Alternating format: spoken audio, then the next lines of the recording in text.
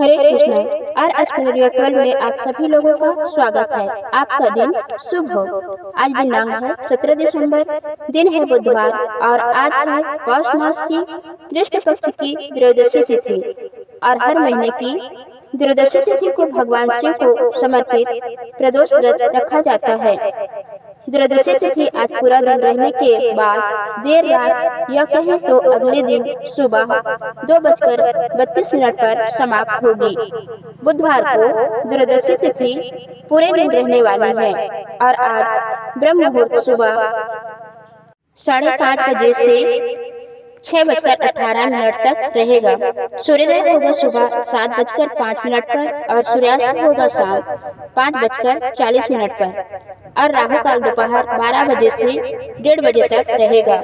विशाखा नक्षत्र शाम 5:11 तक रहेगा। बाद में अनुराधा नक्षत्र प्रारंभ हो जाएगा।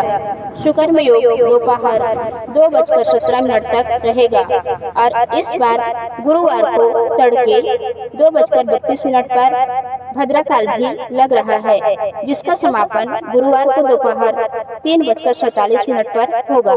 हालांकि इस बार भद्रा काल का वास स्वर्गलोक में रहेगा और पूजा पाठ के लिए यदि भद्रा स्वर्गलोक में भी रहती है तो पृथ्वी लोक पर अशुभ नहीं मानी जाती।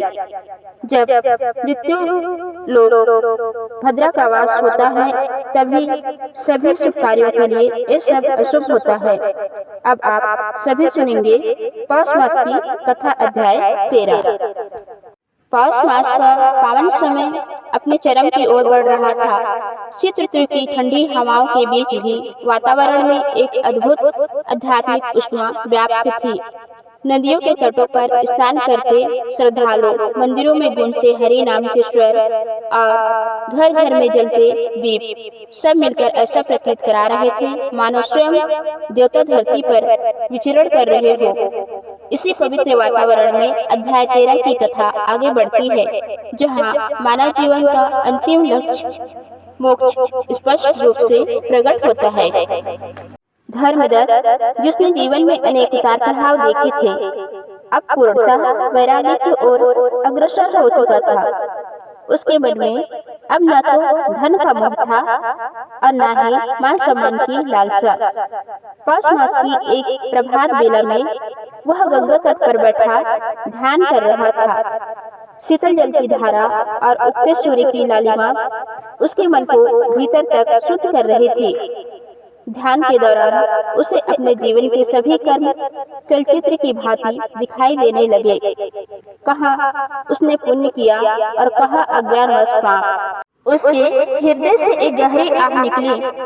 वह प्रभु से प्रार्थना करने लगा, हे नारायण, यदि मुझसे कोई भूल हुई हो तो क्षमा करें, मुझे अपने चरणों में स्थान दे। उसी समय एक तेजस्वी साधु वहां प्रकट हुए।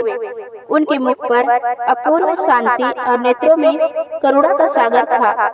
धर्मदत्त ने उन्हें प्रणाम किया। साधु ने कहा, वत्स, पौष मास में की गई भक्ति कभी निष्फल नहीं जाती। जो इस मास में नियम, संयम और श्रद्धा से भगवान का स्मरण करता है, उसके सभी पाप नष्ट हो जाते हैं। धर्मदत्त ने साधु से पूछा, हे महात्मन, क्या केवल व्रत और दान से मोक्ष संभव है? साधु मुस्कुराए और बोले, व्रत और दान साधन है, साध्य नहीं। सच्चा मोक्ष तब मिलता है जब मन में अहंकार का पूर्ण त्याग हो और हृदय प्रेम से भर जाए। साधु ने आगे पौष मास की महिमा का विस्तार से वर्णन किया। उन्होंने बताया कि इस मास में प्रातःकाल स्नान, तिल दान, घी और कंबल का दान तथा भगवान विष्णु की उपासना विशेष फलदायी होता है। उन्होंने कहा, जो व्यक्ति पौष मास में निर्धनों को भोजन कराता है, उसके पूर्व तृप्त होते हैं और उसे अच्छे पुण्य की प्राप्ति होती है। धर्मदत्त का हृदय आनंद से भर गया। उसने निश्चय किया कि वह शेष जीवन इसी सेवा और भक्ति में समर्पित करेगा। साधु की आज्ञा लेकर गांव लौटा। उसने वहां पौष मास कथा का आयोजन कराया। प्रतिदिन संध्या के समय ग्रामवासी एकत्र होते, दीप जलाते और भगवान विष्णु की कथा सुनते। स्त्री, पुरुष, वृद्ध, बालक सभी भक्ति में लीन हो जाते। धर्मदत्त स्वयं निर्धनों को कंबल और अन्न दान करता। उसके इस कार्य से ग्राम में प्रेम और एकता की भावना प्रबल होने लगी। एक रात्रि जब कथा समाप्त हुई, तब धर्मदत्त ने स्वप्न में भगवान विष्णु के दर्शन किए। प्रभु ने कहा, वत्स, तुमने पौष मास का यथार्थ फल प्राप्त कर लिया है। तुम्हारी भक्ति ने न केवल तुम्हें बल्कि तुम्हारे कुल को भी तार दिया है। प्रातःकाल उठते ही धर्मदत्त की आंखों से अश्रुधारा बहने लगी। वह समझ गया कि प्रभु की कृपा उसे प्राप्त हो चुकी है। कुछ समय पश्चात धर्मदत्त ने अनुभव किया कि उसका शरीर शिथिल होने लगा है। उसने इसे प्रभु की इच्छा मानकर स्वीकार किया। पौष मास की एकादशी को उसने गंगा स्नान किया, विष्णु सहस्त्र नाम का पाठ किया और ध्यान में लीन हो गया।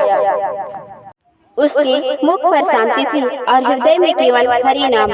उसी अवस्था में उसने शरीर त्याग दिया। कथा कहती है कि धर्मदत्त की आत्मा को वैकुंठ लोक की प्राप्ति हुई।